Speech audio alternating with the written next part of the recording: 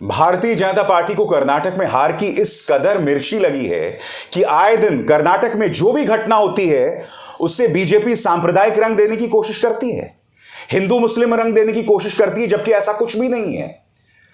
बड़ा प्रश्न यह कि क्या भारतीय जनता पार्टी के नेता दंगा भड़काने चाहते हैं? और ये कोई छुटभइये नेता नहीं है, केंद्र में मंत्री हैं, राज्यों के इंचार्ज हैं जो इस तरह की झूठी बातें कर रहे हैं। दोस्तों, मैं आपको बताता हूं खबर क्या है। बैंगलोर के अंदर आपके स्क्रीन पर यह है फणेंद्र सुब्रमण्य। ये एक कंपनी के एमडी हैं। इनके एक और साथी की हत्या हो जाती है फणेंद्र के साथ, यानी दो लोगों की हत्या हो जाती है दोस्तों। और इस हत्या में नाम आता है 3 लोगों का। तीनों में से कोई भी मुसलमान नहीं, मगर भारतीय जनता पार्टी इसे सांप्रदायिक रंग देने की कोशिश करते हैं।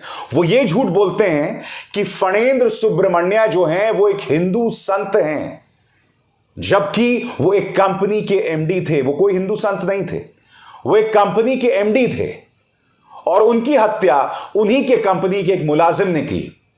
अब वो हत्या क्यों की, क्या थ्योरीज हैं, कुछ देर बाद। मगर मैं आपका परिचय कराना चाहता हूं भारतीय जनता पार्टी के 2 नेताओं से। आपके स्क्रीन पर यह है केंद्र में मंत्री, आईटी मंत्री राजीव चंद्रशेखर। राजीव चंद्रशेखर ने एक ट्वीट को एम्पलीफाई किया है, लोगों के सामने पहुंचाया है कि कांग्रेस के शासन में अपीजमेंट की पॉलिटिक्स चल रही है, जिसके चलते हमारे संतों की मौत हो रही है, हत्याएं हो रही हैं। और एक नहीं 2 झूठ बोले इस आदमी ने। आपके स्क्रीन पर सुनील देवधर, ये हैं भाजपा नेता जो कि आंध्र प्रदेश के इंचार्ज हैं। इन्होंने भी ये झूठी खबर चलाई है। मगर हकीकत क्या है दोस्तों? वो हकीकत जानने से पहले मैं आपको याद दिलाना चाहूंगा कि प्रधानमंत्री नरेंद्र मोदी ने एक बार क्या कहा था, सुनिए फिर से। झूठ बोलो, बार बार झूठ बोलो, जो भी बोल सकते हैं सब झूठ बोलो, जहां भी बोल सकते हैं झूठ बोलो। आज भारतीय जनता पार्टी का हर नेता इस मंत्र का अनुसरण करता है। झूठ बोलो, बार बार झूठ बोलो, हर बात पे झूठ बोलो। और वो झूठ कैसा है दोस्तों, मैं आपको बतलाना चाहता हूं। आपके स्क्रीन पर यह है राजीव चंद्रशेखर का बयान। This is the other defining attribute of Congress governments, a direct fallout of Congress appeasement politics where killers and criminal terror organization feel encouraged in their Congress safe havens. यहां पर राजीव चंद्रशेखर कह रहे हैं कि कांग्रेस की सरकारों में आतंकवादी गुट और आपराधिक गिरोह जो हैं वो सुरक्षित महसूस करते हैं कि कांग्रेस जो है वो अपीजमेंट की पॉलिटिक्स करती है, यानी कि मुसलमानों के अपराधों पर आंखें मूंद लेती है। अब मैं आपको बतलाना चाहूंगा दोस्तों कि फणेंद्र सुब्रमण्य के हत्या में कौन कौन लोग शामिल, ये 3 चेहरे सामने उभर कर आए हैं। मुख्य आरोपी ये व्यक्ति है फीलिक्स। 2 तरह की थ्योरी सामने उभर कर आ रही हैं। पहले कि बिजनेस राइवलरी, यानी कि धंधे में जिस तरह का मुकाबला चल रहा था, बिजनेस में जो मुकाबला चल रहा था उसके चलते हुआ। मगर फीलिक्स की अगर आप इंस्टाग्राम साइट पर जाएं तो यह आदमी दिमाग से थोड़ा हिला हुआ है। याद है आपको एक अंग्रेजी फिल्म आई थी जोकर, इसका जो पूरा इंस्टाग्राम हैंडल है ना, वो अपने आप को जोकर की तरह प्रेजेंट कर रहा है। उसने एक संदेश भी छोड़ा है कि मैं सिर्फ बुरे लोगों को मारता हूं, अच्छे लोगों को नहीं मारता। अब इस व्यक्ति का साथ 2 लोगों ने दिया है। पहला संतोष, जो श्रीनिवास का बेटा है, उम्र इसकी 26 साल का है। और दूसरा विनय रेड्डी, जो वेंकटेश रेड्डी का बेटा है और उम्र इसकी 23 साल की है। अब मुझे बताइए इन तीनों में मुसलमान कितने हैं? एक भी नहीं है दोस्तों, एक भी मुसलमान नहीं है यहां पर। मगर ये लोग ये झूठ फैला रहे हैं। इस वक्त 2 थ्योरी सामने। पहला कि फीलिक्स दिमाग से खिसका हुआ था, पागल था और उस दीवानगी में शायद इसे अंजाम दिया। और दूसरा बिजनेस राइवलरी। असल मुद्दा क्या है मैं नहीं बोलूंगा, मगर इससे पता चलता है कि भारतीय जनता पार्टी एक घटना को किस तरह से भ्रमित करती है और बार बार करती है। इसी कर्नाटक में जैन मुनि की हत्या होती है दोस्तों। इस पर भी ये देखिए, यही राजीव चंद्रशेखर झूठ बोल रहा है, उसे एक सांप्रदायिक रंग दे रहा है। जबकि पुलिस ने अब तक जो पड़ताल की है उसके मुताबिक जो चीज सामने उभर कर आई है कि जैन मुनि लोगों को पैसे उधार दिया करते थे और दो लोग जिन्हें उन्होंने पैसे उधार में दिए थे उन्हीं लोगों ने उनकी हत्या कर दी।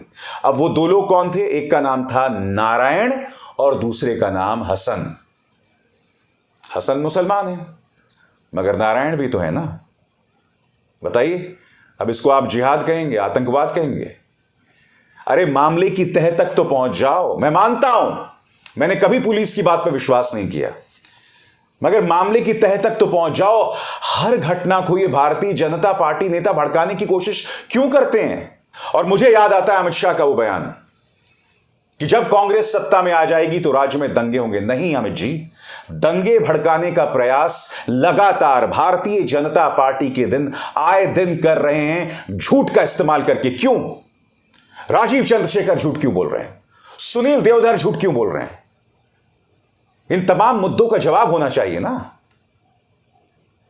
याद कीजिए दोस्तों, जब बालासोर हादसा हुआ था, ट्रेन हादसा हुआ था, 288 लोग मारे गए थे। पहले एक काल्पनिक स्टेशन मास्टर की बात की गई इनके प्रचार तंत्र द्वारा कि वो मुसलमान है, वो भाग गया। दूसरा, फिर ये कहा कि जहां दुर्घटना हुई है उससे कुछ दूर पर एक मस्जिद है। दोनों ही खबरें गलत थी क्योंकि स्टेशन मास्टर का नाम था मोहांटी और पास में इस्कॉन का टेंपल था। और फाइनली पुलिस ने 3 लोगों को गिरफ्तार किया जिनमें 2 हिंदू और 1 मुसलमान था। और अभी भी जांच चल रही है। कोई आतंकवादी एंगल नहीं है, कोई साजिश नहीं है, मगर बालासोर में भी इस साजिश के एंगल को देश के रेल मंत्री ने अपनी नाकामी छुपाने के लिए, अश्विनी वैष्णव ने अपनी नाकामी छुपाने के लिए और वहां फोटो ऑप करने के लिए इस साजिश का शिगुफा छोड़ दिया। जबकि बालासोर में जो शुरुआती जांच आई है वो सिग्नल फेलियर की वजह से यह बात आई है कि किस तरह से गैर जिम्मेदाराना तरीके से एक समस्या पिछले कई महीनों से चल रही थी। इससे पहले भी वहां एक दुर्घटना हुई थी मगर किसी ने सुध नहीं ली। सब कुंभकर्णी नींद सोते रहे क्योंकि इस सरकार का बस एक काम है, उद्घाटन करते रहो। वंदे एक्सप्रेस के उद्घाटन करते रहो और प्रधानमंत्री खुद पहुंच जाते हैं हाथ में झंडा लिए, मगर जो असली मुद्दे होते हैं रेलवे सुरक्षा को लेकर, उसे लेकर पूरी तरह से खामोशी। क्यों?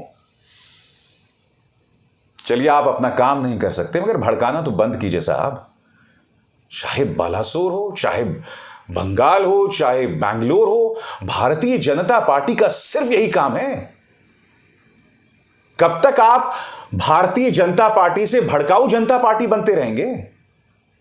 झूठ बोलना बंद कीजिए, हिंदू मुस्लिम करना बंद कीजिए, इस देश को बर्बाद करना बंद कीजिए। फॉर गॉड सेक, राम के नाम को बदनाम करना बंद कीजिए, राम के लिए। अब अभिसार शर्मा को दीजिए इजाजत। नमस्कार।